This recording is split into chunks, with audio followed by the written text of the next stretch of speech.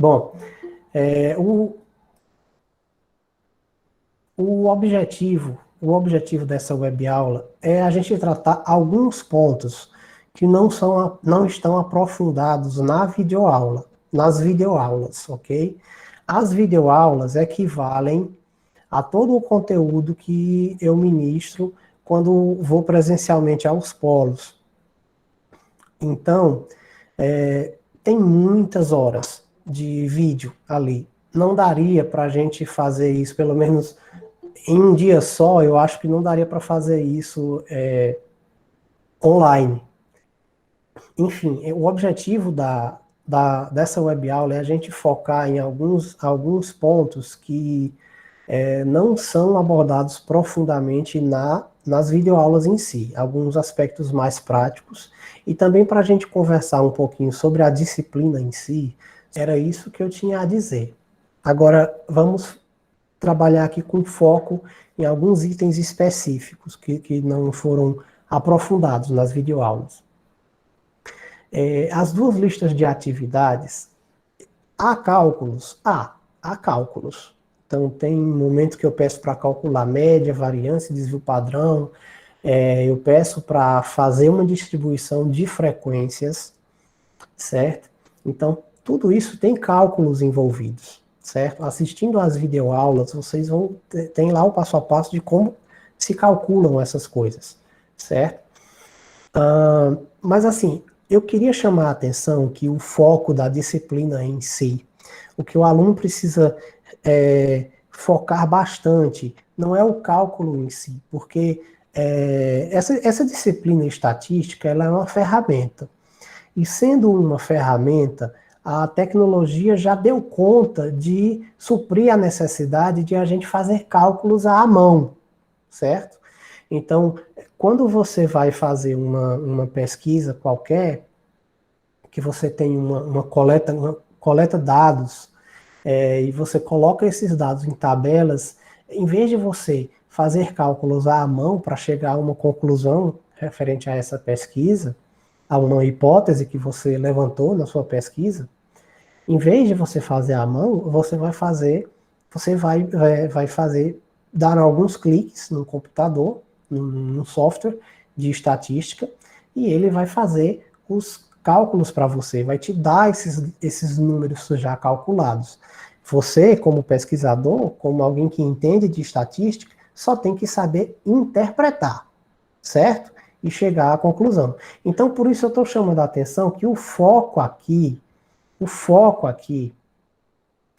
é a interpretação, certo? A interpretação.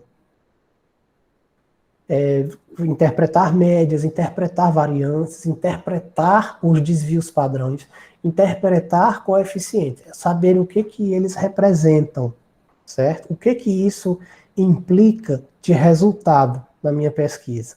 Esse é o foco, ok? Então, nas atividades, vocês vão perceber que eu sempre estou perguntando, a que conclusão você pode chegar a partir da média? Como você pode assegurar que a solução para o problema é pela análise de médias? Interprete as variâncias, interprete os coeficientes. No caso de correlação e regressão, tem muito questão de cálculo de coeficientes, né? Mas eu estou chamando a atenção assim, tomem muito cuidado em aprender as interpretações desses números, porque isso é o que realmente é importante para um pesquisador, certo? E cuidado com os arredondamentos de números. Cuidado com arredondamentos de números. Eu não só estou chamando a atenção para esse ponto, como a gente vai fazer uma revisão aqui sobre isso. O conteúdo sobre arredondamento de números está no livro 1, páginas 19 e 20, certo? Então, quando você vai arredondar um número, tem esses critérios aí. Eu sintetizei nesses poucos slides aqui, nesses poucos tópicos. Primeiro, a primeira coisa você precisa saber até que ponto daquele número é que você vai fazer o arredondamento, certo? Porque o número tem uma parte inteira, que é o que fica antes da vírgula, e uma parte decimal, que é o que fica depois da vírgula, certo? Então, a primeira coisa é saber até que ponto você vai fazer esse arredondamento. No caso das atividades, eu já deixo claro até onde eu quero que seja o arredondamento. Então, eu quero, nesse exemplo, fazer um arredondamento com uma casa decimal. O que, que é uma casa decimal aí? Eu precisei tirar da tela cheia, porque eu vou usar uma ferramenta aqui e ela só aparece para mim dessa forma, certo? Esse primeiro caso aqui é aquele em que a sua decisão que você vai observar para decidir como vai se dar o arredondamento, é no primeiro algarismo que fica logo depois aquele que você vai arredondar. Então, veja esse exemplo. Eu tenho aqui 9,34856. Eu quero arredondá-lo com uma casa decimal. O que que isso significa? Então, eu vou arredondar em uma casa decimal. Onde fica isso? Onde fica uma casa decimal? É a primeira. Então, eu vou arredondar aqui, certo? Aqui está dizendo que para eu decidir como vai ser feito esse arredondamento, nesse caso, eu vou olhar o primeiro algarismo que está depois dele. Então, qual é o algarismo que está depois dele? É esse, não é? É esse aqui. Pois bem, olhando esse algarismo, a gente vê em qual desses critérios ele se encaixa. Ele é de 0 a 4 ou ele é maior que 5? Ele está aqui de 0 a 4, né? Ele não chega a 5. Então, já que é assim, o que que eu faço? Eu vou conservar esse algarismo e desprezar o restante. Então, já que é para conservar, vai ficar 9,3. Ok? E eu não escrevo mais o que tem depois daí. Tranquilo? No segundo exemplo, eu quero arredondar esse número com duas casas decimais. Então, sempre, a primeira coisa, marque o local onde vai ser o arredondamento, com duas casas decimais. Então, depois da vírgula, vai ter dois algarismos. Então, vai ser aqui. O ponto onde eu vou fazer o arredondamento vai ser aqui. Mas, ora, aqui está dizendo que eu tenho que olhar o algarismo logo depois. Logo depois do 8, eu tenho 2. Ora, 2 está nesse critério aqui de 0 a 4, não é? Então vai ser uma resposta semelhante à letra A. Então nós estávamos aqui nesse ponto, né, na letra B. Então eu quero arredondar esse número com duas casas decimais. Portanto, a segunda casa após a vírgula, caso 8, é o local onde eu vou arredondar. Olhando então o que tem logo depois, eu vejo que é um 2. Já que é menos que 5, já que é menos que 5, então aqui está dizendo, nesse primeiro tópico está dizendo que basta eu conservar o 5, vou conservar o 8, né? Vou conservar, eu não vou fazer arredondamento, então despreza o restante. O 2 e o 4 somem. E tá aí, arredondado com duas casas decimais. Letra C, arredondar com uma casa decimal esse número. Então, fazendo aqui a marcação, com uma casa decimal, esse vai ser o local do arredondamento. Então, olhando o que está logo depois, eu vejo que nesse caso, o que está logo depois é mais que 5. É mais que 5. Então, pelo segundo tópico, está dizendo que eu devo aumentar uma unidade. Eu devo aumentar uma unidade no algarismo e desprezar o restante. Então, vai ficar 2, aumentando uma unidade, 2,3. 2,3, certo? E a última, fazer um arredondamento com 3 casas decimais, essa aqui, com 3 casas decimais, portanto, o local 1, 2, 3 é a terceira casa após a vírgula. O local que eu vou arredondar vai ser esse. Esse é o algarismo que vai mudar ou não. Basta eu olhar o que tem logo depois. É um 7, é mais que 5. Então, já que é mais que 5, eu vou acrescentar uma unidade aqui. Vai ficar 5,029. Ok? E desprezo o restante. Certo? Quer dizer, essa regrinha de arredondamento, ela já é até conhecida por todos nós. Isso a gente já costuma fazer, né? Até intuitivamente, quando chega a hora de arredondar. Agora, nesse caso aqui, quando envolve um 5, a tua decisão do arredondamento. Então, nesse caso, a decisão não vai estar após o algarismo também. Também é após o algarismo que a gente vai arredondar. Se for um 5 seguido de um ou mais algarismos diferentes de zero, o que a gente vai fazer é também aumentar uma unidade naquele algarismo que nós vamos arredondar, certo? Aumentar uma unidade e desprezar o restante. Veja aqui os exemplos. Então, eu quero arredondar com uma casa decimal, esse número 6,2502. Já que é com uma casa decimal, então eu vou fazer o arredondamento aqui. Certo? Então, olha o que tem depois. Olha o que tem depois. Eu tenho um 5 seguido de um 0 e um 2. Então, a gente tem um ou mais algarismos diferentes de zero. Então, a regra é aumente uma unidade. Então, já que é para aumentar uma unidade aqui, vai ficar 6,3. E o resto é desprezado. Aqui também, com uma casa decimal, o local do arredondamento vai ser esse. E nessa outro local do arredondamento com duas casas, vai ser aqui, ó, o segundo algarismo após a vírgula. No caso da letra B, igualmente a gente vê que o que tem depois desse 4, que é o que vai ser arredondado, é um 5 seguido de pelo menos um algarismo diferente de zero. Então é para a gente aumentar uma unidade do mesmo jeito. 7, em vez de 7,4, vai ficar 7,5.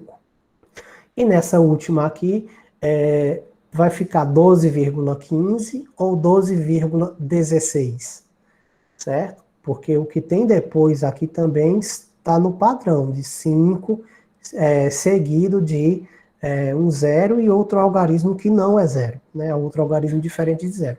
É a mesma regrinha.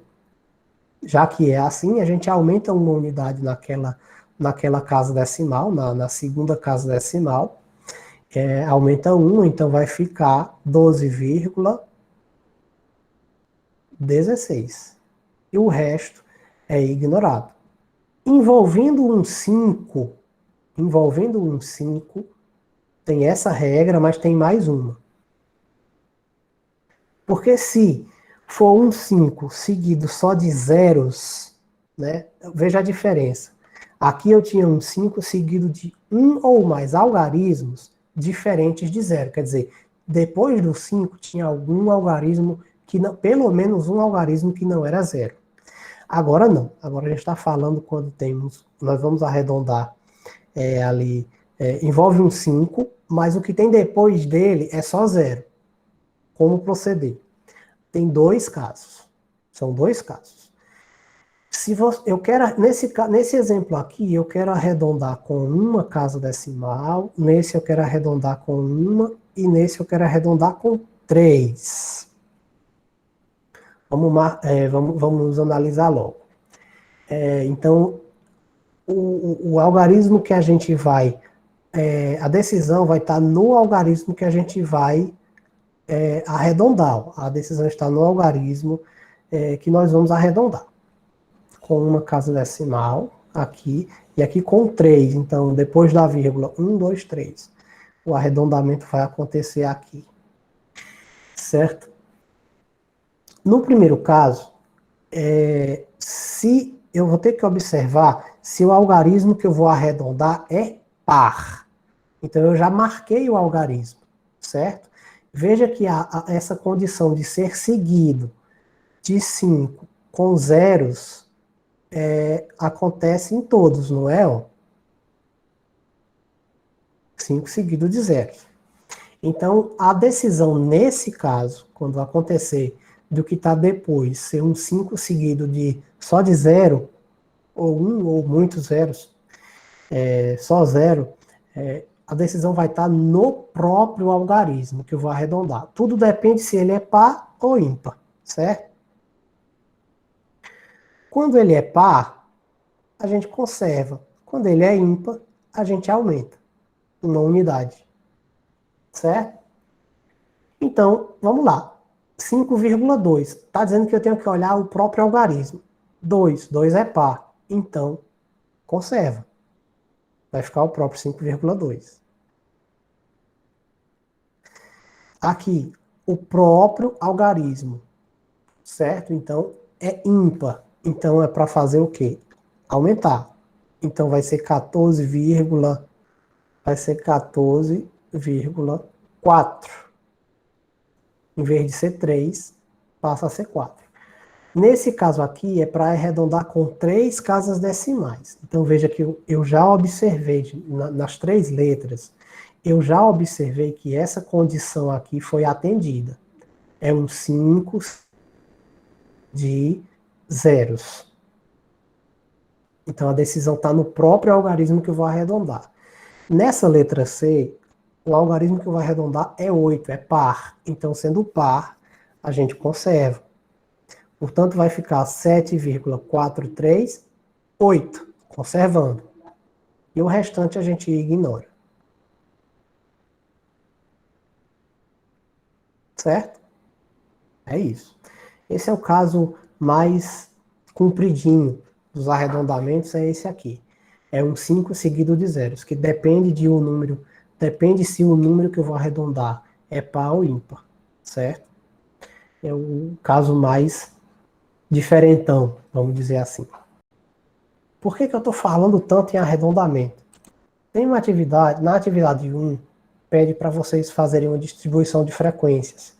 E aí, nessa hora, em muitos momentos de fazer a distribuição de frequências, a gente tem que fazer arredondamentos. Então, na hora de fazer os arredondamentos, isso tem que estar memorizado, tem que estar praticado já na cabeça para não cometer nenhum equívoco no arredondamento, certo? Porque isso vai interferir na questão inteira.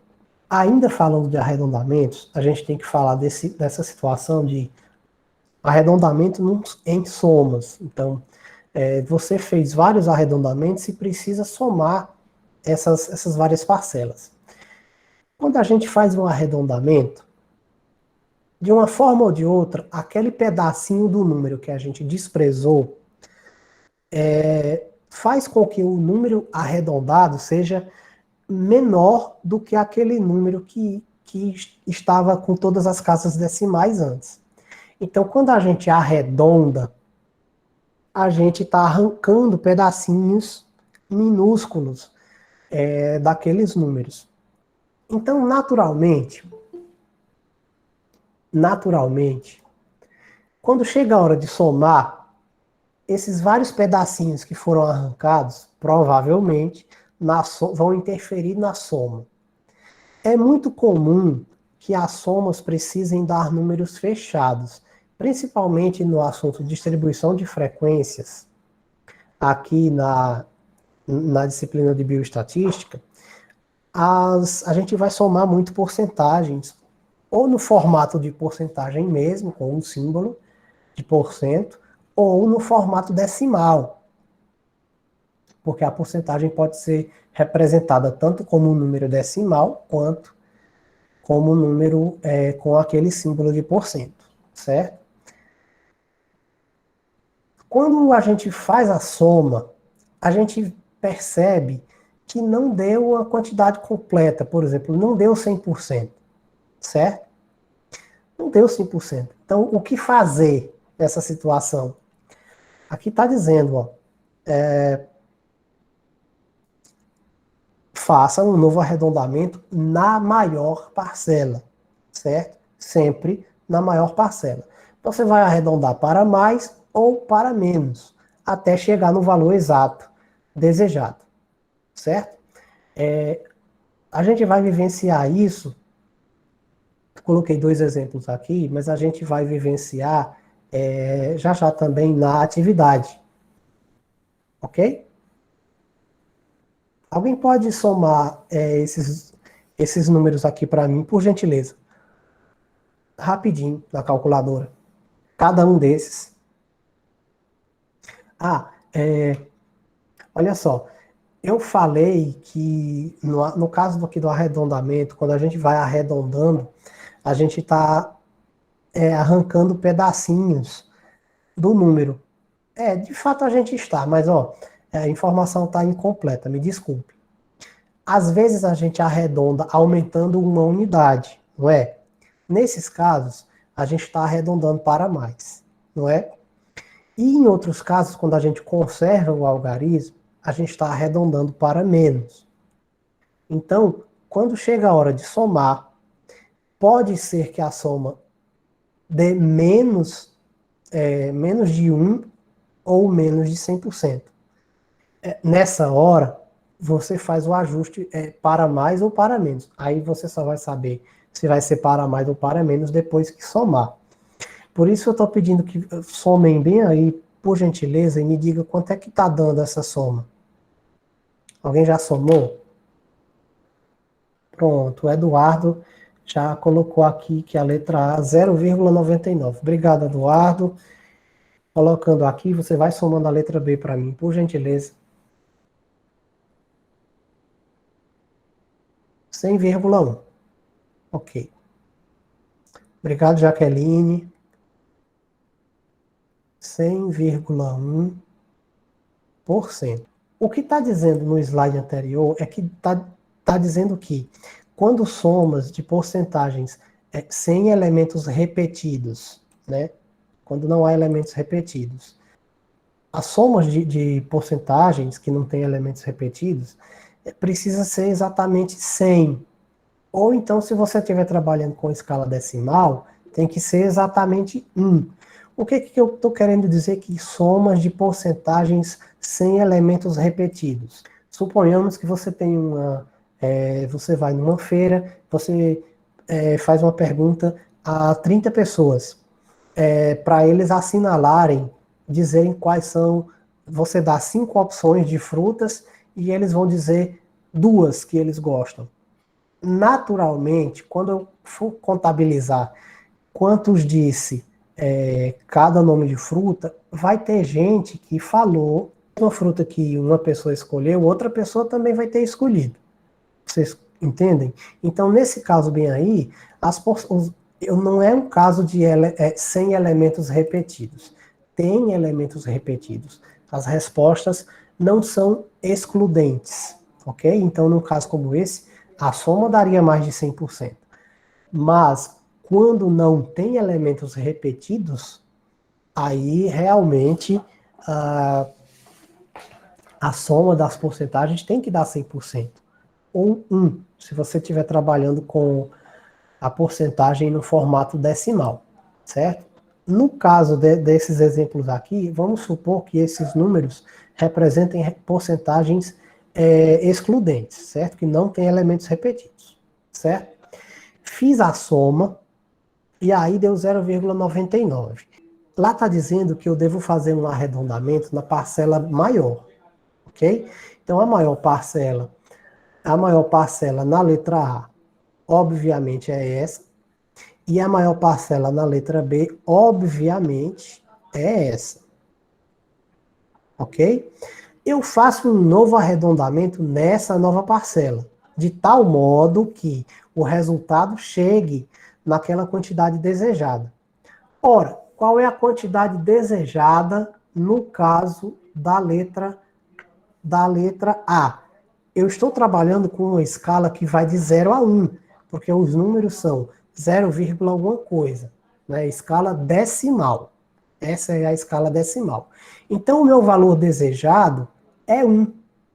Esse é o meu valor desejado. Então, quanto é que falta de 0,99 para 1? Falta o quê? 1 centésimo. Falta 1 centésimo. 0,01. Somando 0,01 bem aqui, ó, vai ficar 0,27. Pronto. Resolvi o problema. Certo? Mudando aqui para 0,27, a gente chega no valor desejado de 1, que corresponde a 100%. Ok? Aqui também, nesse caso, extrapolou 100%, passou. Então eu vou ter que reduzir. Reduzir que tanto? Esse 0,1 foi o que passou.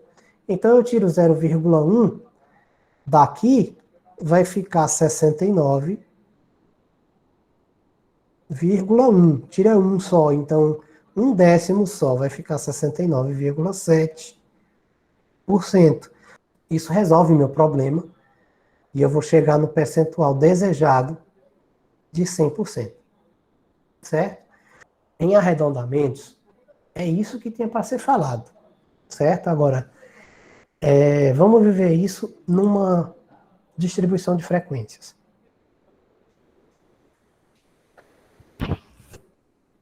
Essa questão ela é semelhante a uma questão que está lá no exercício. Então, numa atividade semelhante, bem semelhante à que tem lá no material, na lista de atividades, certo? Nós temos aí, esses dados se referem a taxas de creatinina, né, que se mede num exame de urina. No caso, creatinina na urina de 24 horas, medida em miligramas por 100 ml de sangue, numa amostra de 36 homens normais, certo? Então, cada número desse está representando, cada númerozinho desse está representando um indivíduo e aqui a respectiva taxa de creatinina no exame de sangue, certo? Portanto, eu tenho 36 pessoas e a respectiva taxa.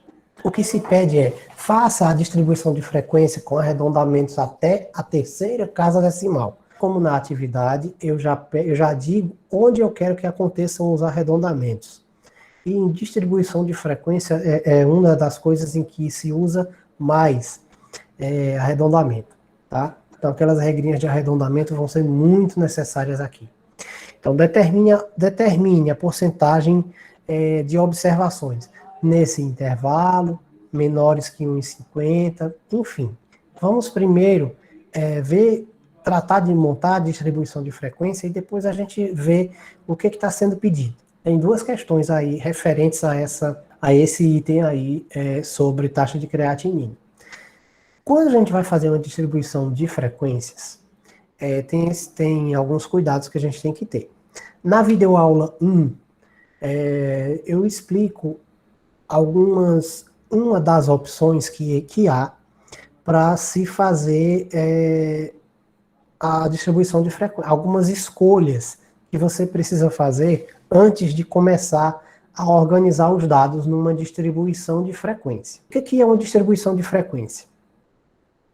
Nada mais é do que uma das maneiras de se contar um conjunto de dados, principalmente quando você tem um conjunto de dados maior, que em vez de você contar um por um, você faz para representar numa tabela, você coloca esses dados em grupos, você faz subgrupos desses dados em faixas, em intervalos, e você vai contar quantos números estão dentro daquele intervalo que você estabeleceu, certo? Porém, é você que define quantos intervalos você vai criar. Cada intervalo aqui É a mesma coisa de chamar de classe, certo? Então, o nome desse conteúdo, desse tópico da estatística, é distribuição de frequências, ou ainda no modo mais completo, distribuição de frequência por classes. O que são as classes? São os subgrupos, são os intervalos que você escolheu fazer, montar, certo? Você resolveu dividir em 10 subgrupos, aquele conjunto de dados, em 20 subgrupos, em 5 subgrupos. Quem é que determina? Você, pesquisador. Você. Tudo depende de que nível de precisão você quer ter na hora de apresentar esses resultados. Se você fizer uma divisão em poucos subgrupos, você vai ter uma representação gráfica um pouquinho menos precisa, certo? Vai ficar um gráfico com poucos pontos, certo? Vai ficar uma coisa mais poligonal. Se você tem mais classes, ou seja, você divide seu grupo de dados em mais pedacinhos, em mais intervalos, você vai marcar mais pontos num gráfico. A visualização gráfica já vai ficar melhor de se visualizar. Não é só isso também. Na hora de apresentar, de tirar conclusões, fica mais fácil, entenderam? Então, a questão para determinar em quantos intervalos, é você que escolhe. Tudo depende do nível de precisão que você espera ter com aquele conjunto de dados, certo? Uma coisa que tem... Mas, assim, basicamente, uma distribuição de frequências é, antes de mais nada, uma ferramenta para você contar coisas, você contar quantidades. Sendo assim, tudo que está em ordem é mais fácil de ser contado. Então, a primeira observação é, os dados devem estar ordenados. No caso do nosso exemplo, eu não sou bobo nem nada, eu já deixei ordenado, para facilitar na hora de contar. O número de classes, sobre o número de classes eu acabei de explicar, né? Você usa o bom senso. Use o bom senso. Faz um pouquinho de conta? Faz. Na videoaula 1 eu mostro um exemplo. Normalmente a gente pega o tamanho da amostra, que no caso desse exercício são 36 homens. Então o tamanho da amostra é 36. E tira a raiz quadrada. A raiz quadrada de 36 seria 6. Não é? Porque 6 vezes 6 dá 36. Então eu poderia distribuir esse conjunto de dados em 6 linhas. Poderia. Certo? Não teria problema. Como eu disse, tudo depende do nível de precisão que você espera ter. E tudo depende dos objetivos que você tem na tua pesquisa. Eu convencionei na atividade que devem ser feitas 8 classes, certo? Então, 8. Nem tão pouco, nem tão muito. Eu terminei 8 classes. Beleza. Então, o meu conjunto de dados eu vou dividir em 8 partes. A próxima coisa a se fazer é verificar qual é a amplitude dos dados. O que é a amplitude? Você vai procurar quem é o menor e quem é o maior valor, certo? Como eles já estão ordenados, fica fácil de enxergar quem é o menor. A menor taxa de creatinina é esta, 1,10, e a maior é a última bem aqui, ó, 2,21. Fácil de visualizar. Então é só eu subtrair esses dois números, ó, a maior menos a menor, e aí eu chego na amplitude desses dados. No caso é 1,11. Aí é uma continha simples de divisão. Ora, a amplitude dos meus dados é 1,11. Eu vou dividir esse conjunto de dados em 8 pedacinhos, em 8 partes, 8 classes. Então eu subtraio esse menos esse, eu divido 1,11 por 8, eu chego no número 0,13875 e eu vou arredondar. Ah, professor, a gente acabou de estudar arredondamento. Vamos arredondar isso aqui Vamos arredondar para 0,14, porque a casa que tem depois é 1,8. Eu quero, se eu for arredondar na segunda casa decimal, eu acrescento 1 bem aqui, ficaria 0,14. E eu desprezo o restante. Tá errado? Não, não tá errado. Mas o tamanho da classe 0,14 significaria que cada classe tem que ter o mesmo tamanho, certo? Todas as classes têm o mesmo tamanho. Então, a primeira classe, ela começaria em 1,10 e você adicionaria 0,14. Então, iria de 1,10 até 1,24, até perto de 1,24. A segunda classe iria de 1,24 até perto de mais 0,14. Entendem? O tamanho da classe é a quantidade que eu vou somar do primeiro elemento que vai fazer parte daquele grupo até chegar no último. Entendem? São os limites, onde começa e onde termina cada classe. Esse númerozinho do tamanho da classe é o que vai me direcionar na soma até onde vai, né? Mas 0,14 fica um pouco chato para montar a classe. Para montar a classe. Então, eu decidi, veja lá a questão do bom senso. Eu decidi arredondar para 0,15, porque 0,15 é o meio do caminho entre 0,10 e 0,20. Facilita na hora de montar as classes. Só por isso. Mas podia ser 0,14 também, tá? Não tinha problema. Depois que você passa por essas etapas de decidir o número de classes, decidir o tamanho de cada classe, aí você começa a montar a distribuição de frequências. Então aqui nós vamos colocar as classes. O que é que entra? As classes são um conjunto de dados dividido em faixas, certo? Então, o tamanho da classe é 0,15. Então, para eu escrever essa classe, eu vou começar no primeiro número. Então, a primeira classe é 1,10. E aí, agora você soma 0,15 aqui. Somando 0,15 a 1,10, dá 1,25. Não é isso? O que significa isso aqui? Então, o que significa que nesta linha eu vou contar quantos homens tiveram nos exames uma taxa de creatinina que vai de 1,10 até perto de 1,25. Mas o 1,25 mesmo eu não vou contar nessa linha.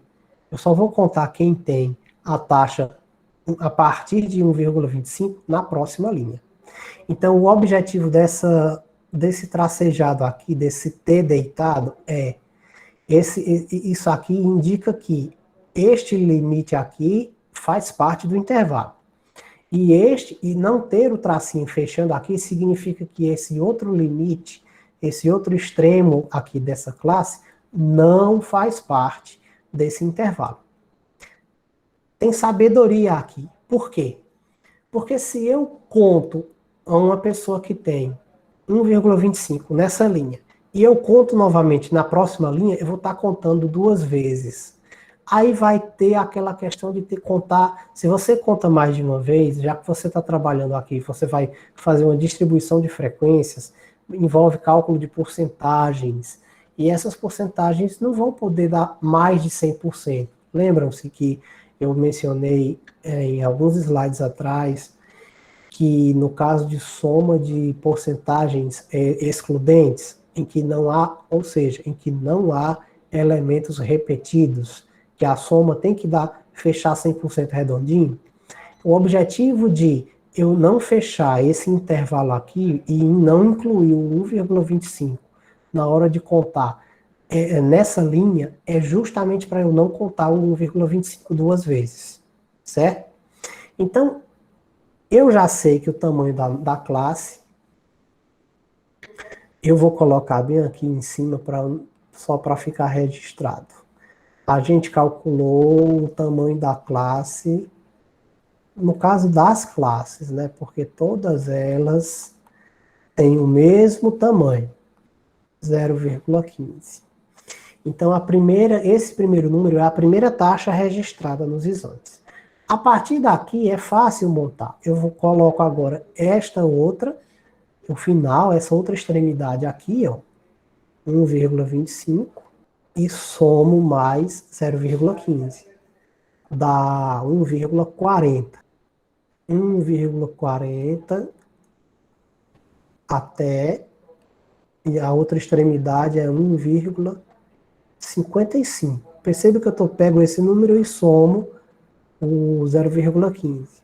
E assim por diante. Então aqui eu vou ter agora 1,55 até mais 0,15. 1,70.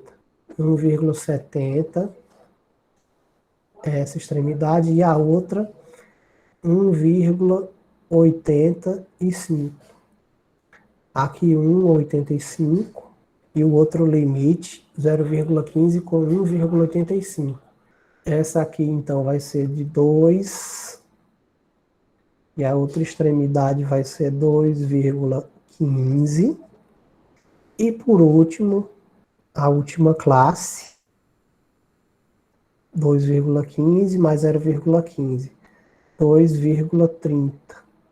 Essa primeira classe significa que eu vou contar quantas pessoas tiveram uma taxa de albumina, uma taxa de creatinina de 1,10 até quase 1,25. Então, até 1,24 eu conto e registro nesse grupo. De 1,25 até quase 1,40 eu conto e coloco nessa linha. De 1,40 até quase 1,55 eu boto na terceira classe. E assim por diante. As contagens eu vou registrando nessa coluna. Frequência absoluta, certo? Eu vou registrando aqui.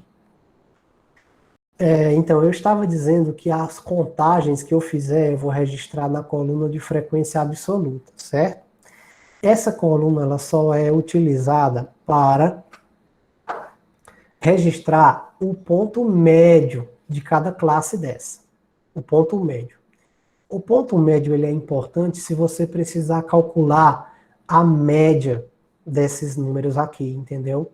Se você precisar de cálculo de média depois, você precisa calcular a taxa de creatinina média desse conjunto de pessoas aqui, já que você está trabalhando com distribuição de frequências, a única maneira de você calcular a média seria com os pontos médios das classes. Envolve o ponto médio. Lá na videoaula 1 tem isso bem explicadinho.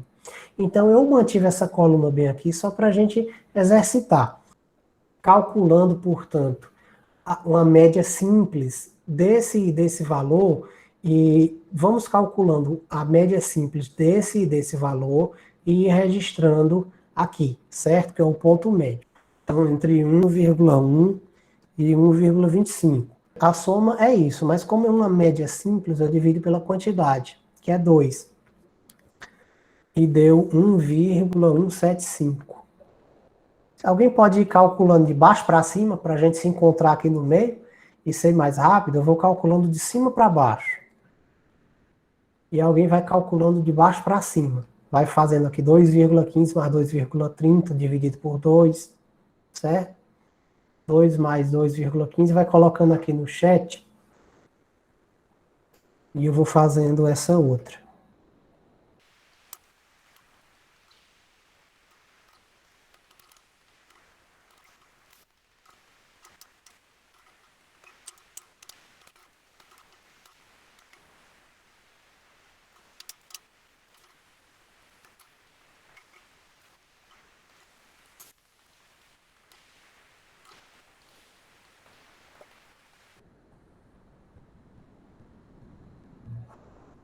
Ah, obrigado, Silmara.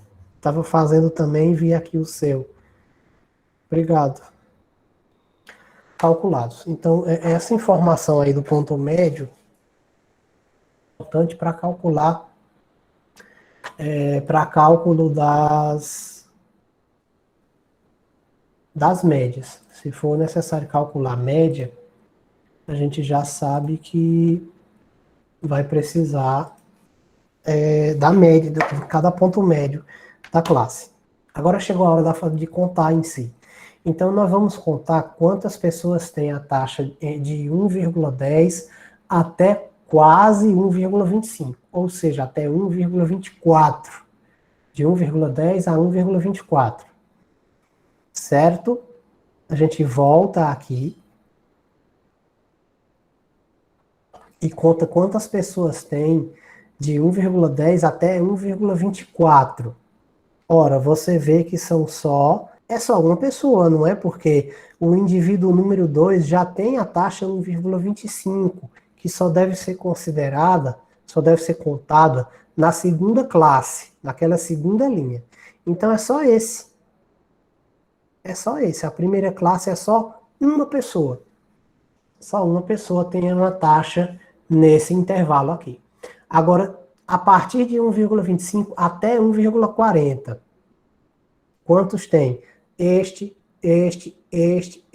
Aqui já passou de 1,40. Aliás, até perto, né, de 1,40.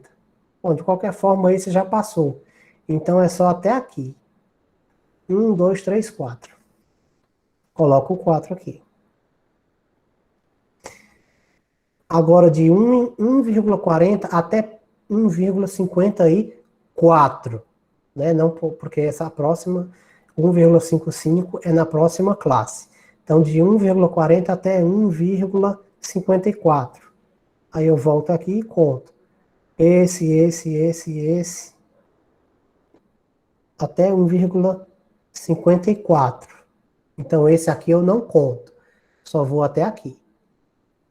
Muito bem, quantos tem? 1, 2, 3, 4, 5, 6, 7, 8, 9, 10, 11. Volto lá, 11. De 1,55 até 1,69, né, que é até perto. De 1,55 até 1,69.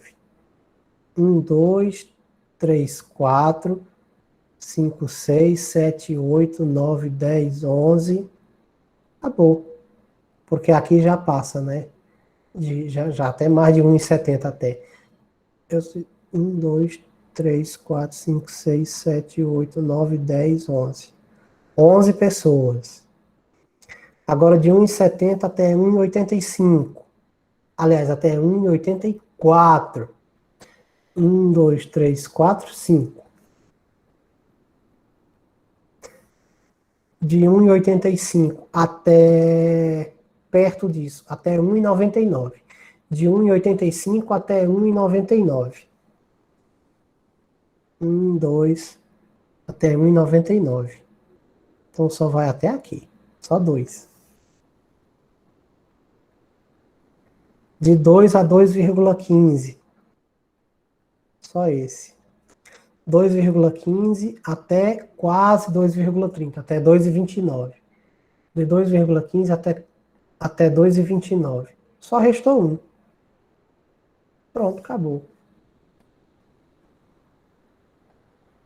A contagem feita desse pessoal, dessas taxas, divididas em grupos, em classes, são essas aí. 9 fora, né? Vamos conferir se está certo. Essa soma tem que me dar, já que não tem ninguém contado duas vezes, então essa soma tem que dar o total de pessoas, que são 36. A soma tem que dar 36. Então eu estou dizendo que é um 9 fora, porque se não der 36, então você contou alguma coisa errada. Vamos lá? 1 mais 4, 5, mais 22, 27, mais 5. 27 mais 5, 32, mais 2, 34, 35, 36. Fechou. Tem que dar o tamanho da amostra. Essa soma tem que dar 36. Certo? Não pode ser mais, não pode ser menos. Tem que ser exatamente o tamanho daquela amostra, que são 36 homens. Aqui não faz sentido somar ponto médio. Agora, frequência relativa.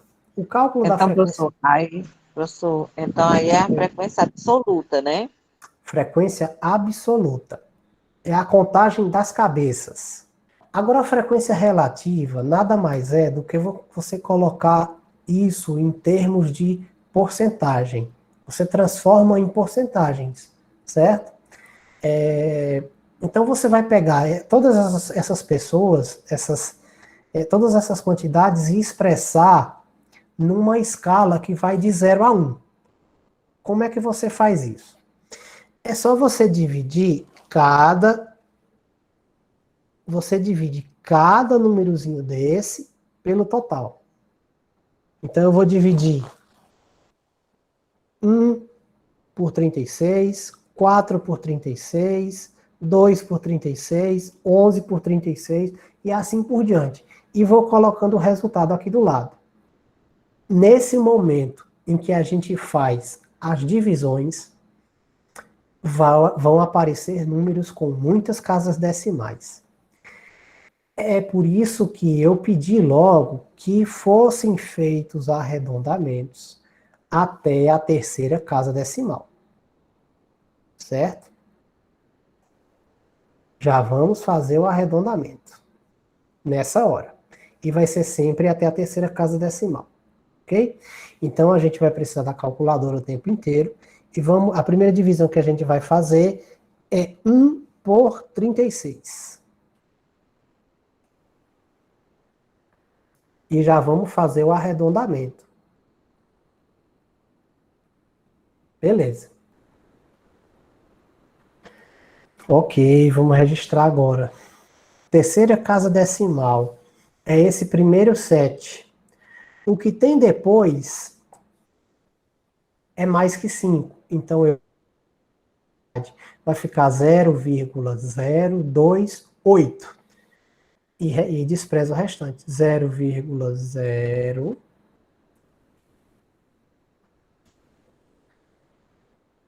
0,028.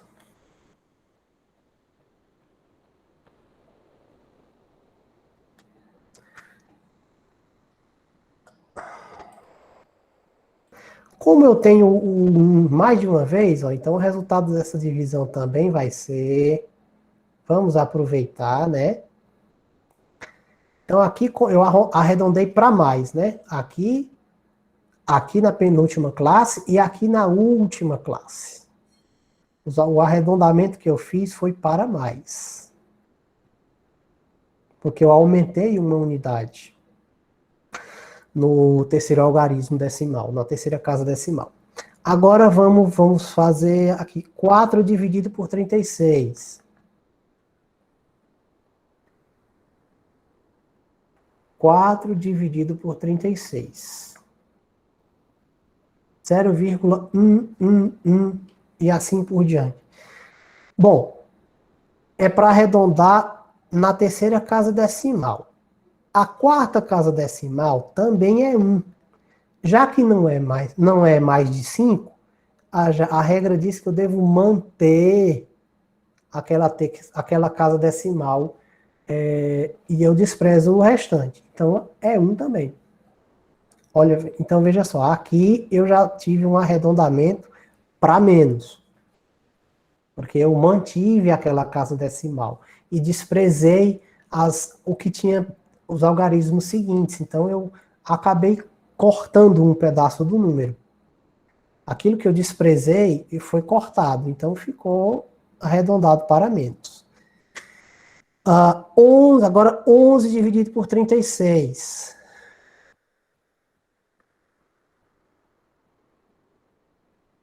11 dividido por 36. 0,30555. Pela regra de arredondamento, eu quero arredondar a terceira casa. Ora, a casa seguinte é 5. É 5. mas eu tinha que olhar se era a casa seguinte era 5 seguido de zeros, ou se era 5 seguido de zero e mais alguma coisa, ou 5 seguido de outros algarismos diferentes de zero. Qual é o caso? Aqui só tem 5, né? Então, já que a quarta casa decimal é um 5 seguido de outros números diferentes de zero, a regra lá diz que eu tenho que aumentar uma unidade e desprezar o resto. Então, em vez de ser 0,305, eu vou colocar 0,306. 306. Então, a regra me forçou a arredondar para mais. Oba, aqui também foi 11. Então, 0,306. Não tem por que calcular de novo. Falta calcular 5 dividido por 36 e 2 dividido por 36. 5 dividido por 36. Vamos arredondar na terceira casa decimal, então já vamos olhar a quarta casa decimal, né? A quarta casa decimal é mais de 5. Então, aqui onde eu vou arredondar, que é na terceira, tá? E despreza o resto. Então, vai ficar 0,139.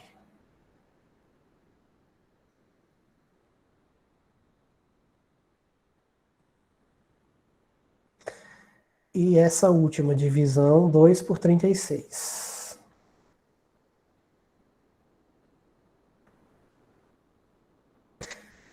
Zero vírgula 0,555555.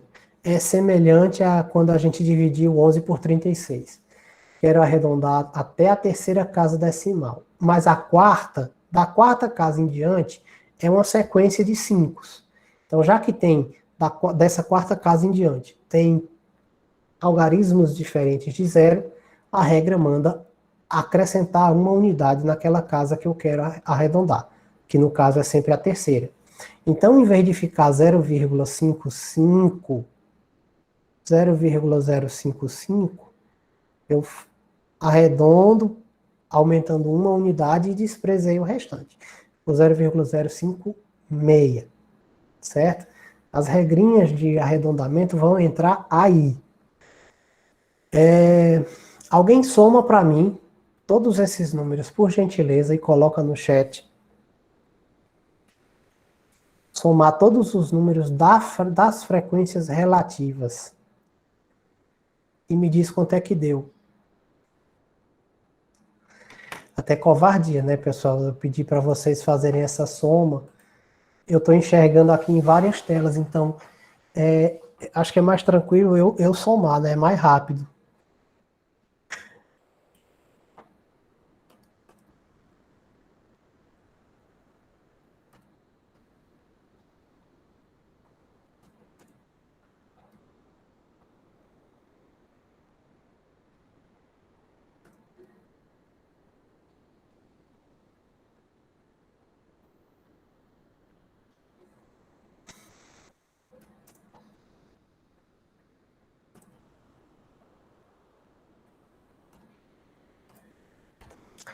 O resultado não podia ser uma coisa muito maior do que 1, né? Porque a gente fez arredondamentos para mais e para menos. Então eu sabia que ia passar um pouquinho mais de 1, ou então ia faltar um pouquinho para chegar em 1. É 1,002. Mas aí a gente tem aquela regrinha da soma, pessoal. A gente tem aquela regrinha da soma. Esse número representa 100%.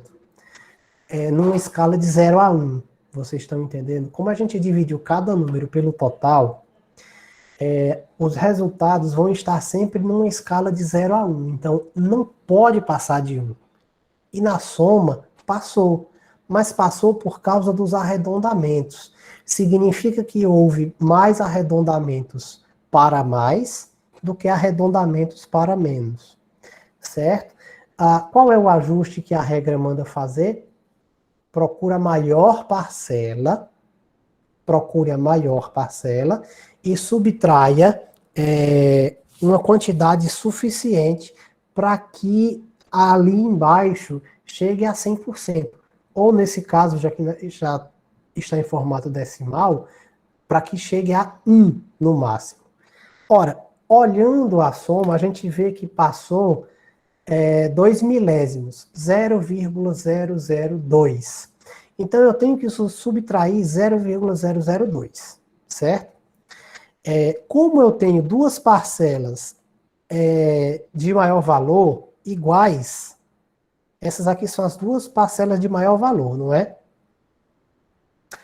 Então, eu tenho que subtrair 2 milésimos, eu vou subtrair 1 milésimo de cada um desse. Então, aqui vai ficar 0,305, 0,305. E pronto. Isso vai resolver o problema. Certo? Eu vou tentar fazer, para que fique registrado aqui, eu vou colocar...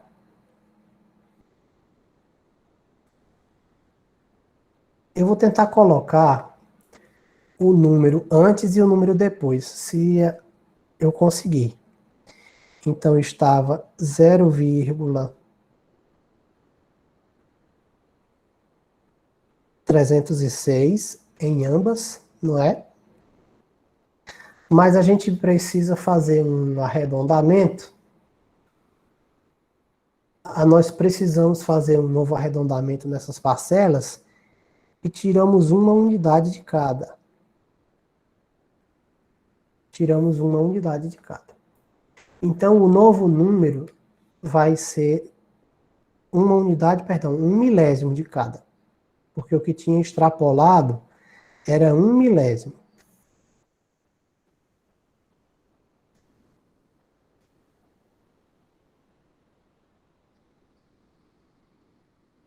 Então, eu tirando 1 milésimo de cada um, resolveu-se o problema. Agora eu tenho certeza que a soma está correta.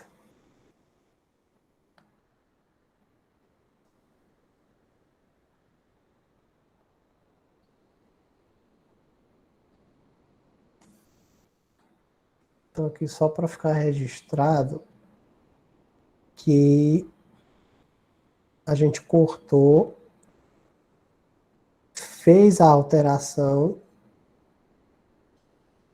e que ficou correto depois. Certo?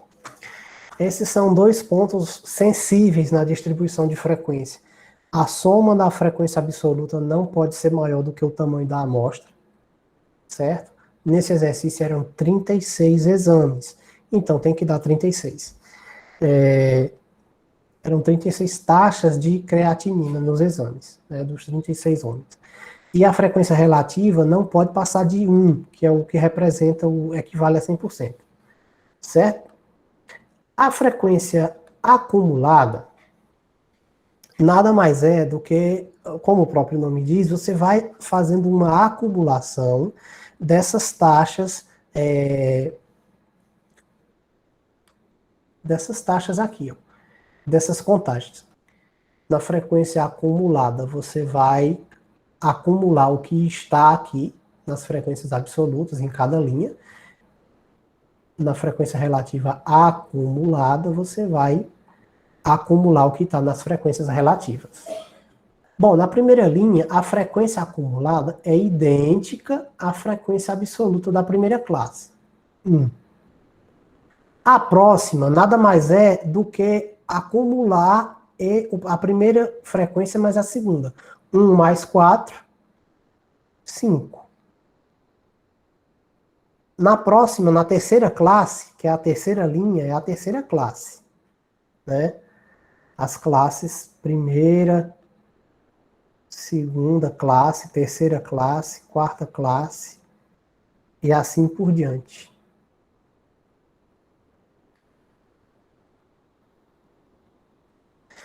Na terceira classe, acumula esses três. 1 mais 4, 5, mais 11, 16. Um caminho mais curto é você pegar isso aqui, que já está acumulado às linhas anteriores, e somar com a próxima. Ó. 5 mais 11, 16. Vamos fazer dessa forma daqui por diante. 16 mais 11, 27. Mais 5, 32. Mais 2, 34. Mais 1, 35. 35. E mais 1, 36. Como eu já vinha acumulando, a cada classe eu já acumulava as anteriores, então não faz sentido agora eu somar tudo e botar aqui embaixo, né? Na verdade, não vai ter somatória aqui, como também não vai ter somatória aqui, tá? Porque são frequências acumuladas, certo? Na verdade, o número que está aqui, a frequência acumulada na última classe, nesse caso aqui na oitava classe, já tem que ser igual ao tamanho da amostra, 36. Agora aqui, essa frequência acumulada relativa tem duas formas de você fazer. A mais simples é você fazer no mesmo padrão que eu fiz essa daqui, certo? Eu pego, vou somando o que foi acrescentado a cada classe com o que já tinha das classes anteriores. Então, só que agora é a partir da frequência relativa que eu vou fazer essa acumulação. Então, eu estou acumulando as porcentagens aqui, certo? A partir daqui. Na primeira, não há linhas anteriores, não há classes anteriores. Então, a frequência acumulada é idêntica. Certo? Na próxima, por gentileza, eu quero que vocês puxem uma calculadora e vão botando no chat para mim, por favor, quanto é que dá essa frequência mais a próxima frequência relativa, ó. 0,028 mais a próxima frequência relativa, que é 0,111. Certo? Quanto é que dá? Vou tentar de cabeça aqui, mas alguém me confirma no chat, por gentileza. 9. 1 mais 2, 3. 1 mais 0, 1. E aqui, 0. Obrigado, Mona Lisa.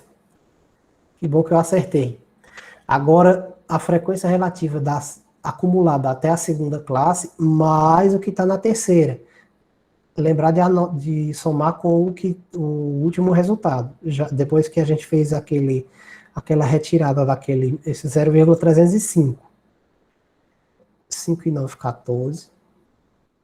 Vai 1, 3, 4, mais 0, 4. 1 mais 3, 4. Pronto.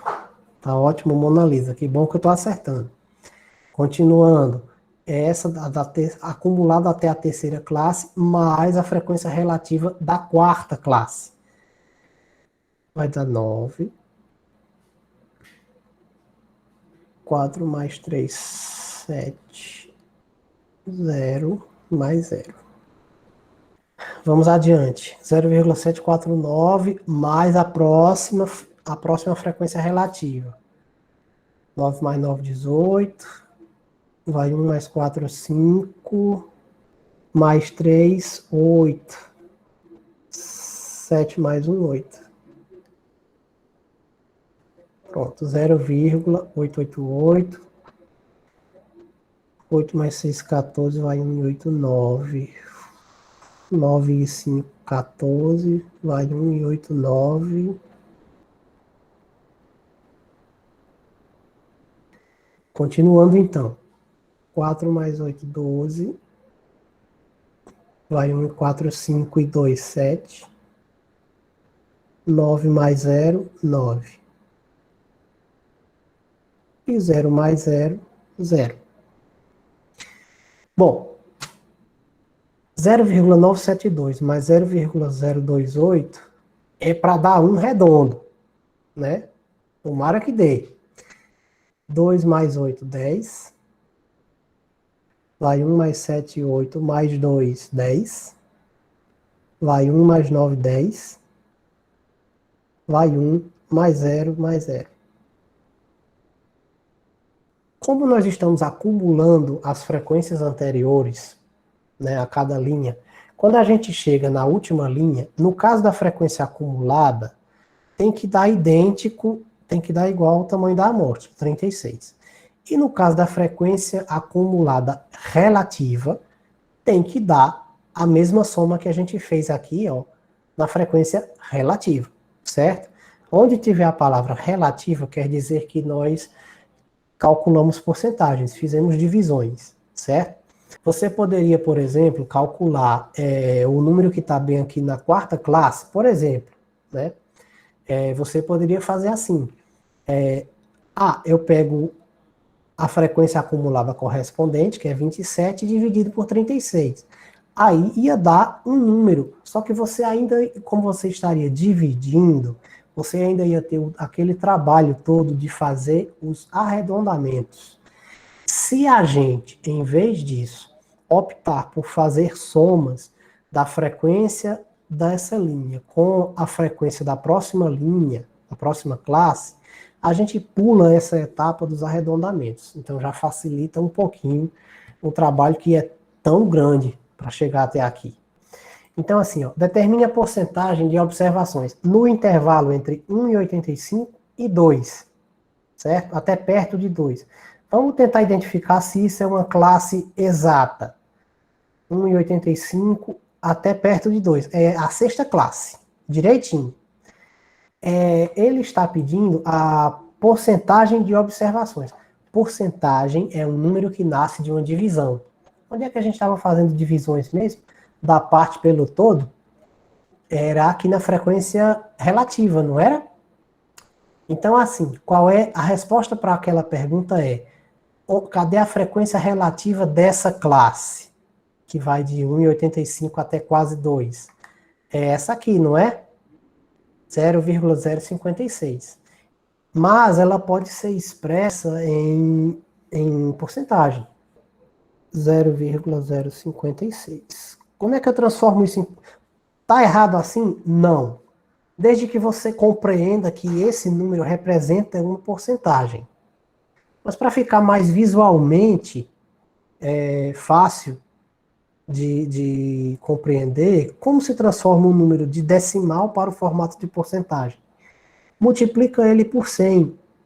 Multiplicar por 100 equivale a viajar com essa vírgula 2 casinhas adiante. Então, fazendo isso, a vírgula vai viajar 2 casinhas adiante e vai ficar 5,6. Então, 5,6%. Ou seja, 5,6% desses homens têm uma taxa de creatinina na faixa de 1,85 a quase 2 miligramas, certo? Essa é a leitura que a gente faz. Agora, menores que 1,55. Menores. Bom, tem muito número menor do que 1,55 aqui, vocês concordam? Esses que estão nessa classe são menores que 1,55? Sim, não é? Esses são menores? Também. E esses são menores? Também. Afinal de contas, a taxa 1,55 exatamente só foi contada a partir da quarta classe. Então, a minha resposta está da primeira até a terceira classe. Certo? E já que eu estou pedindo porcentagens, a minha resposta está na coluna de frequências relativas, da primeira até a terceira classe. Então, a resposta é a soma desses números aqui, ó, da primeira até a terceira classe. 0,028, mais 0,111, mais 0,305.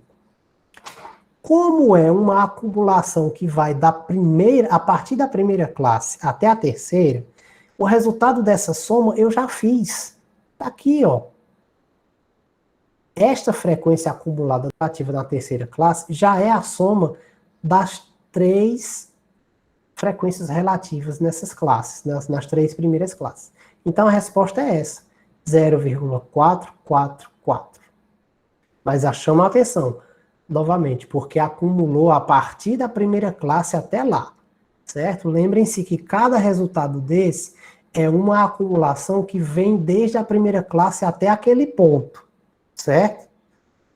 Então, a resposta para esse quesito é 0,444.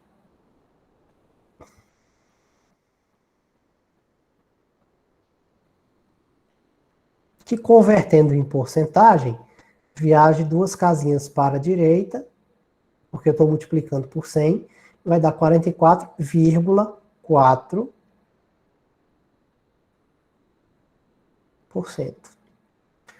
44,4% dos homens possuem uma taxa de creatinina menor que 1,55 miligramas. Essa é a interpretação do resultado, certo?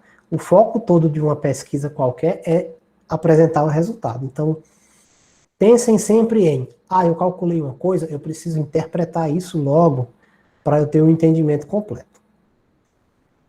Letra C, no intervalo de 1,40 até quase 1,70.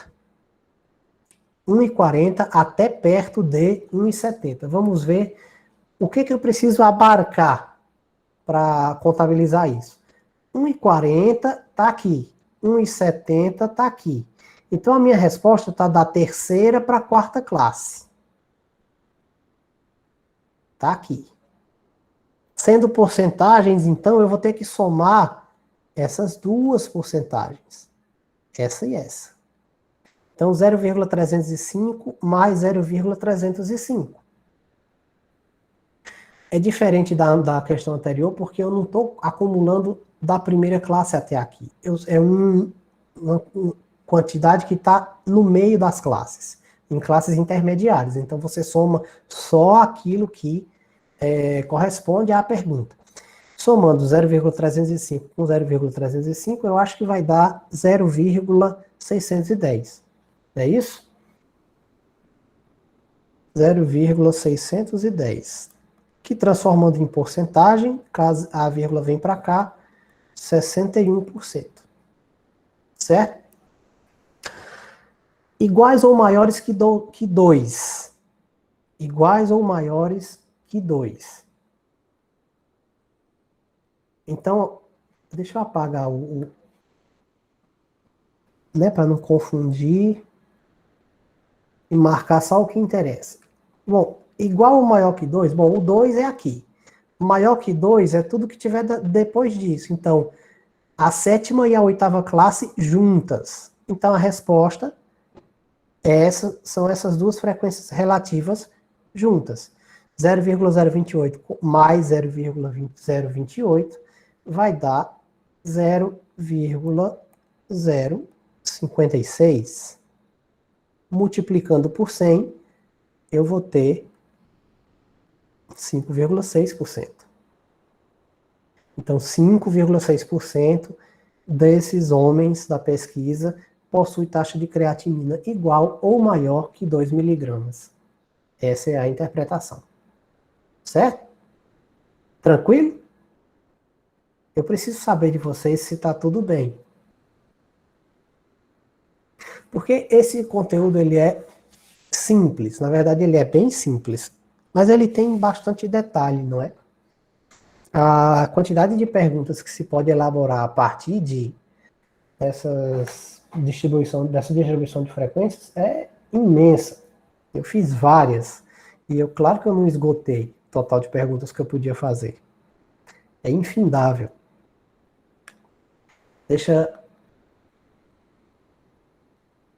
Obrigado, Silmara, que bom. Que bom.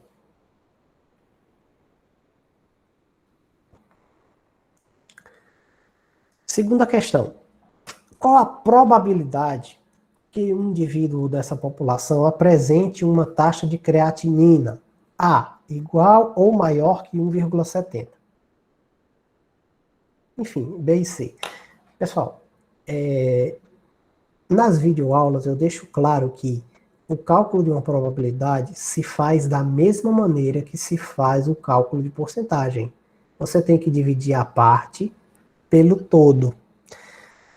Ora, quando a gente calculou as frequências relativas, foi isso que a gente fez. A gente dividiu cada quantidade que nós contamos de homens que tinham uma taxa de creatinina naquela faixa, não é? Cada quantidade contada pelo total da amostra, que são, no caso, 36 homens. Eu dividia cada quantidade pelo todo, então a parte dividida pelo todo. O cálculo de probabilidade é do mesmo jeito, eu calculo a parte pelo todo, só tem uma nomenclatura diferente, certo?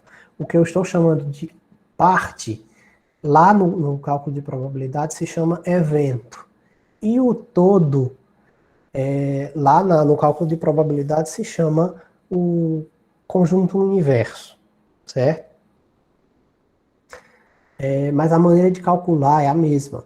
Então, as respostas para esses quesitos vão estar também aqui nas frequências relativas. Ou dependendo da pergunta, a gente pode encurtar o caminho e a resposta pode já estar aqui na acumulada relativa. Vai depender da pergunta. Vamos ver cada uma delas. Eu quero saber qual a probabilidade que um indivíduo dessa população apresente uma taxa de creatinina igual ou maior do que 1,70. Então eu sei que a minha resposta está aqui. Onde é que está o 1,70 que ele falou? Está na quinta classe. Começa na quinta classe. Igual ou maior que isso. Então, vai da quinta classe até o final.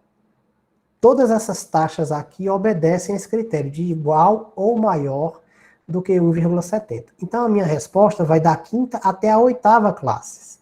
Eu vou ter que somar daqui até aqui. Por gentileza, alguém soma para mim e me diz quanto é que dá. Eu vou somar também, que aí a gente já tira a teima logo, né? Já tira a dúvida logo se fizemos direitinho.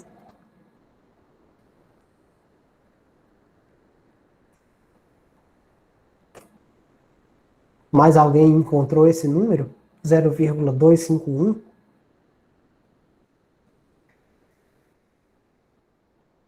Zero vírgula 251.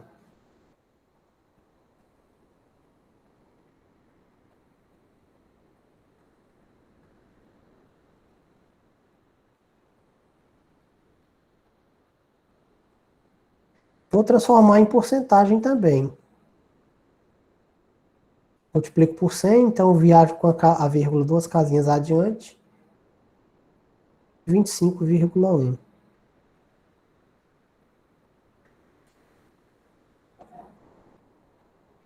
Certo? Agora vamos para a interpretação.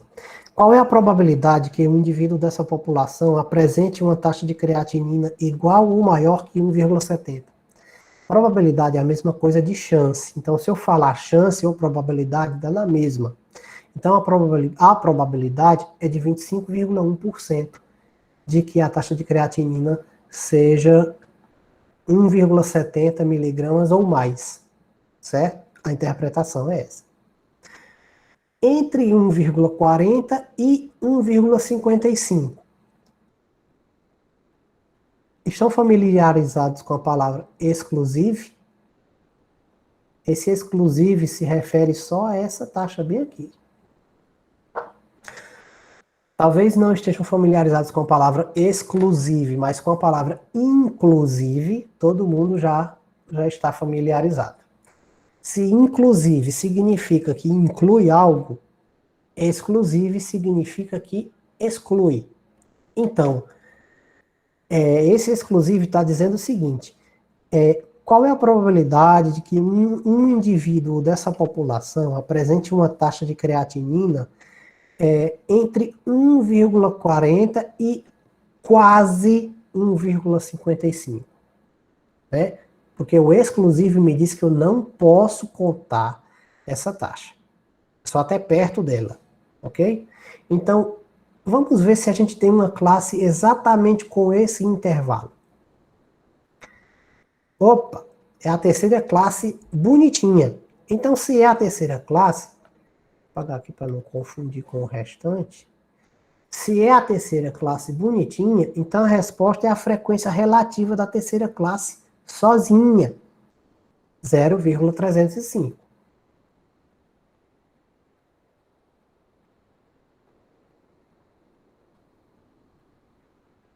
Ok? Transformando em porcentagem, nós vamos ter 30,5%. Menor que 2,15. Eita, menor que 2,15 é muita coisa. Bom, todas essas taxas aqui, todas essas taxas são menores que 2,15. Inclusive, as taxas que nós contamos na sétima classe. Porque o 2,15 não foi contabilizado aqui. Lembram-se? Ele só entra na oitava classe. Então é tudo, gente, é tudo. Eu preciso somar da primeira até a sétima. Quando a soma começar na primeira classe e chegar até um certo ponto, então olhe para a frequência acumulada relativa, que a resposta já está lá. Você já somou. Mas só pode fazer isso quando acumular a partir da primeira classe, certo? Então, da primeira até a sétima. Cadê a frequência acumulada relativa da sétima classe? Olha ela aqui. Essa é a resposta. 0,972. Certo?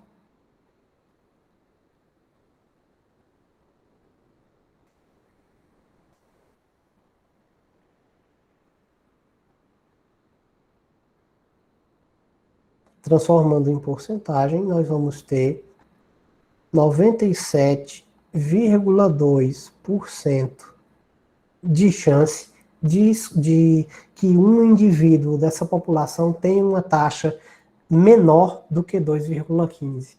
Essa é a interpretação da questão, certo?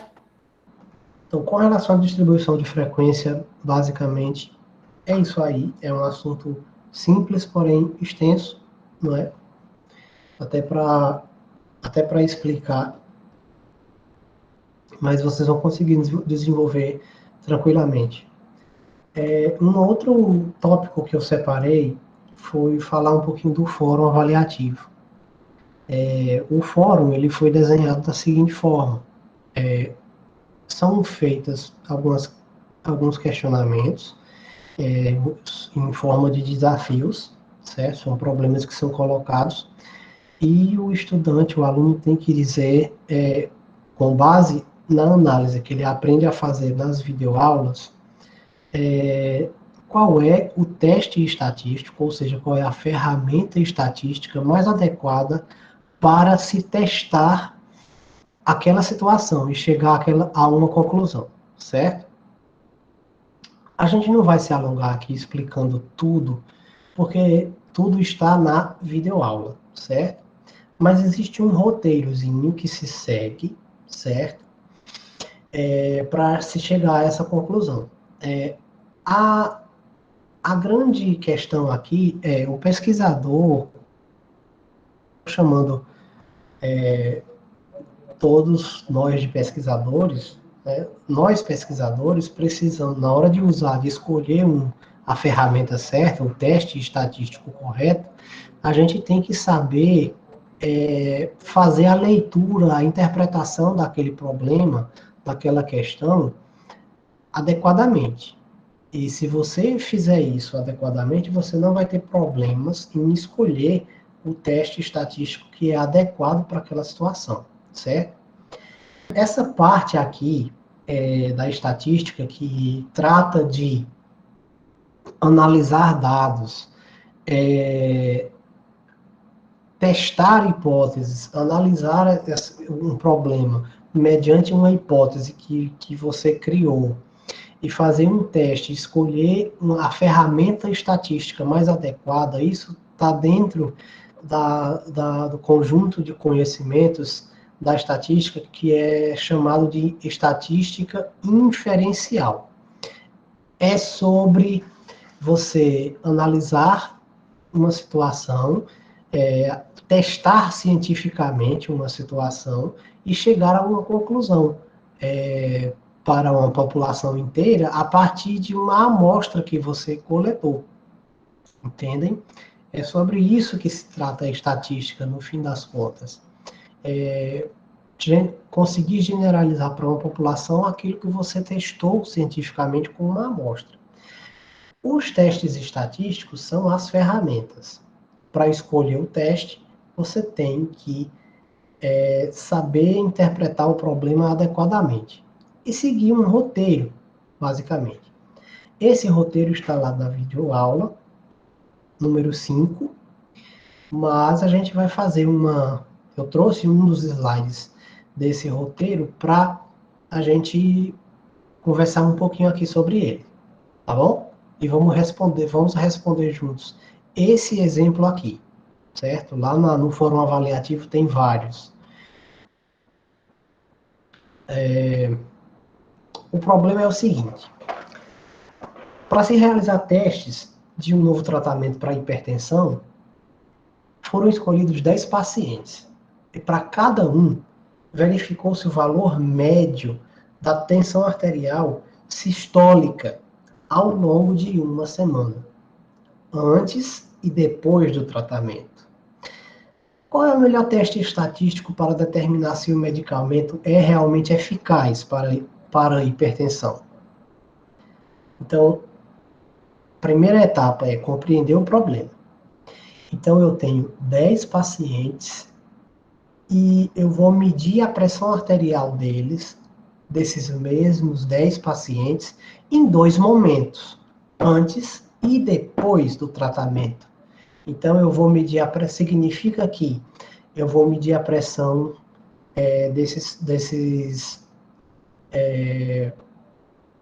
dessas pessoas que compõem a minha amostra 2 vezes.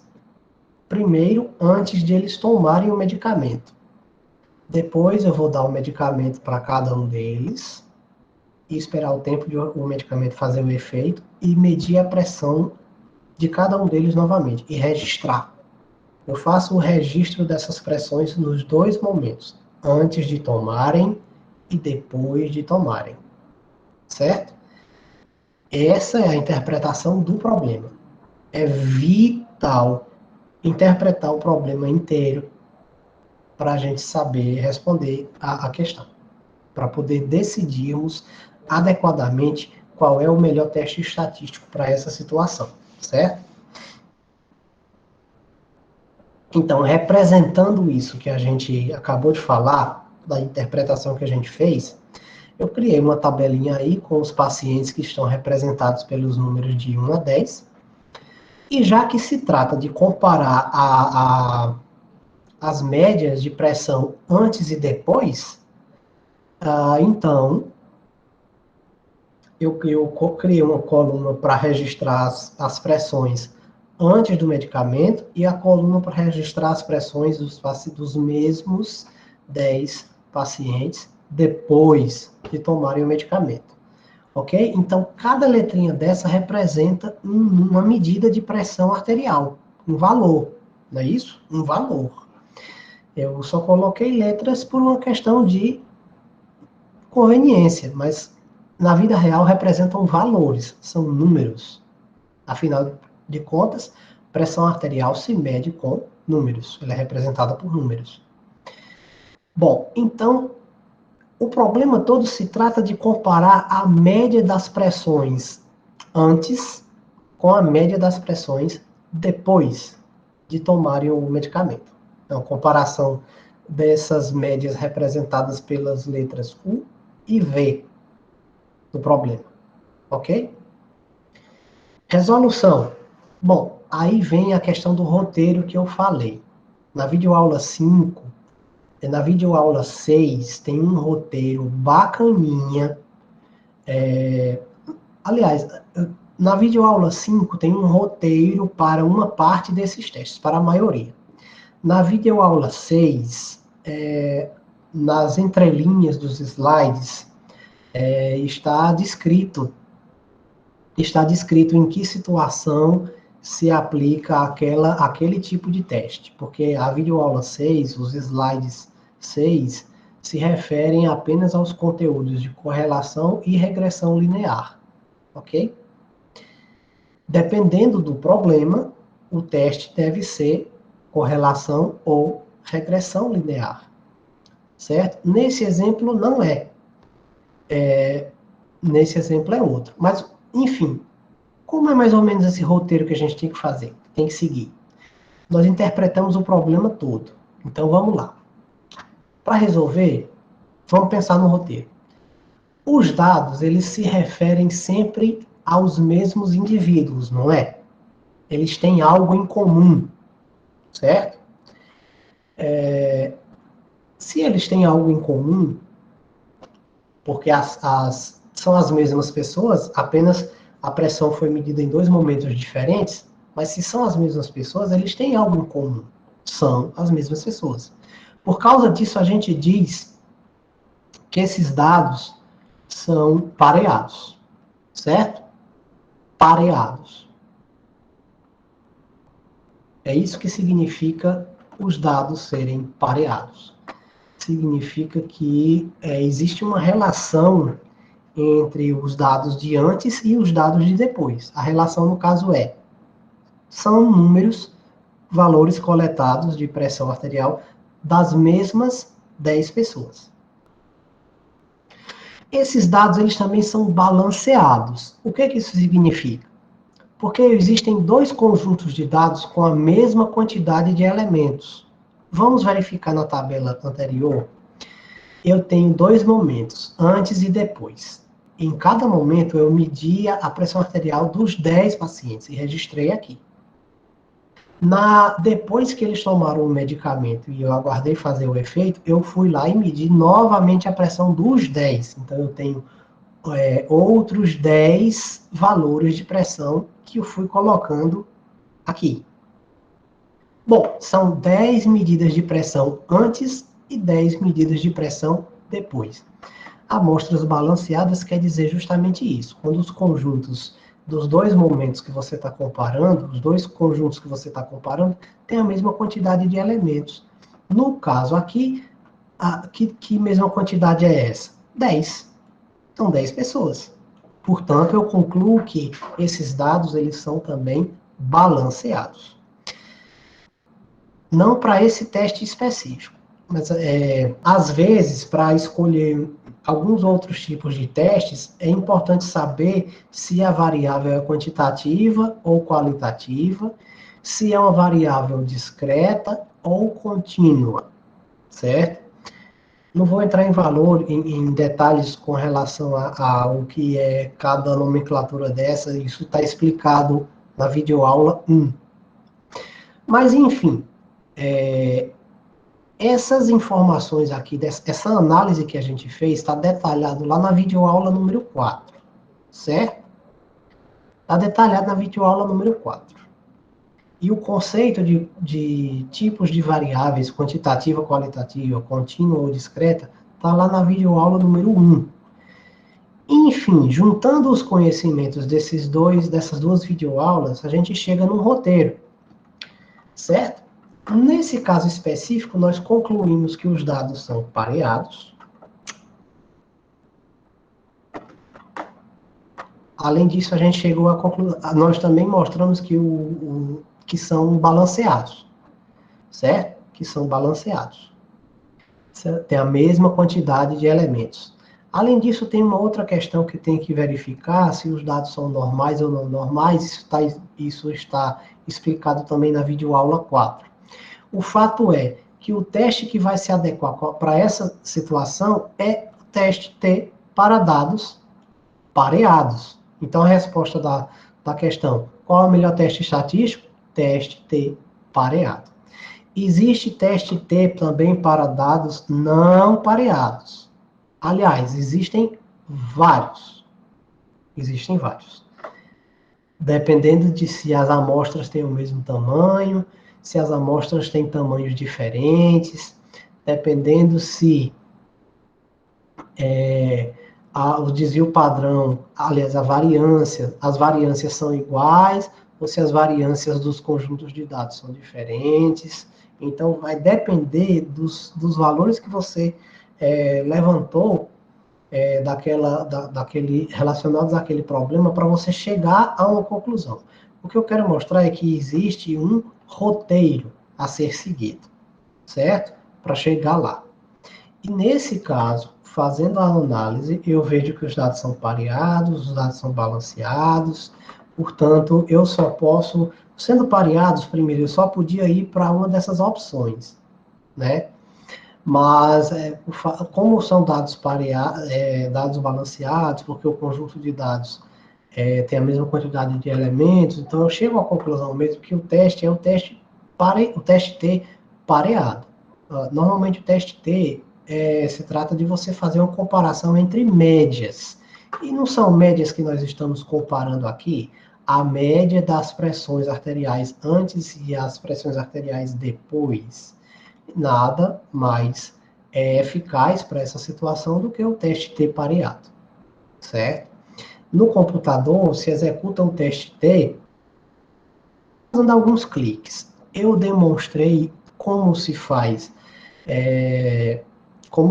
isso no computador na videoaula número 5, certo? E também na videoaula número 6, no caso da correlação e de regressão linear. Porque também é possível fazer esses testes no programa estatístico. Basicamente, com relação aos testes em si, a como chegar à escolha do teste, basicamente é isso. Se trata de um roteiro, certo? Eu interpretar o problema, na medida do possível, fazer uma representação do problema, analisar o que eu tenho dos dados pela leitura, só pela leitura do enunciado, a gente consegue já os elementos necessários para fazer esse roteirozinho, certo? Agora, se for sobre correlação e regressão, aí a situação é diferente. Correlação e regressão é específico para quando você não sabe. Correlação, quando você não sabe se existe uma relação entre duas variáveis, você quer testar se há uma relação. Aí você vai para o teste de correlação. Se você sabe, como pesquisador, você consegue pressupor que existe a relação, qual é a relação, quem determina quem, qual é a variável que determina a outra, então, nesse caso, o que você quer testar é a regressão, e aí você vai não apenas verificar se existe uma relação, você sabe que já existe e quer determinar de que tipo ela é, porque existem vários tipos. A gente vê isso visualmente no gráfico de dispersão, está explicado lá na aula 6. E a gente quantifica isso expressando esse gráfico numa reta de regressão. Mas os cálculos em si, para chegar na reta de regressão, eu não estou abordando. O que eu estou abordando é o significado, a interpretação dos coeficientes da reta de regressão, a interpretação do coeficiente de Pearson, que é um coeficiente que é estudado, que está demonstrado lá na aula 6, certo? A interpretação é o principal foco. Saber escolher um teste estatístico, eu diria que é um dos principais objetivos dessa disciplina, certo?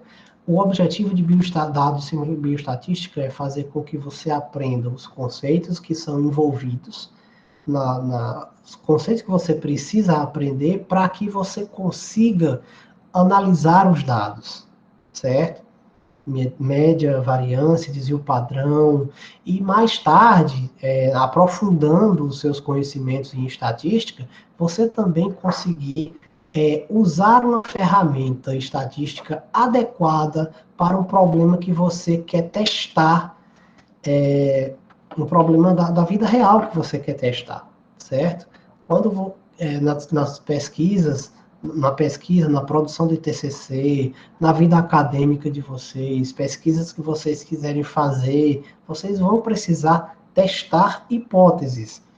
E aí, nessa hora, as ferramentas estatísticas, os testes estatísticos, é o que a ciência defende como válido para fazer essa checagem científica, esse teste científico, para que você possa, fundamentado cientificamente, dar uma resposta para aquele problema. Entenderam? A Andresa já está dando tchau. Boa noite, Andresa. Por nada, Silmara. Eu que agradeço aqui a oportunidade, viu? A gente conseguiu, mesmo à distância, mesmo com os problemas de tecnologia aqui, a gente conseguiu desenrolar aqui alguns conteúdos, alguns tópicos importantes para ajudar vocês aí na jornada, viu? Eu desejo todo sucesso. Então, pessoal, eu vou encerrar. O fórum para tirar dúvidas está lá disponível. Tá bom? Eu agradeço muito a oportunidade. Eu vou encerrar por aqui. Desejo a todos uma boa noite, viu? Obrigado e vamos adiante.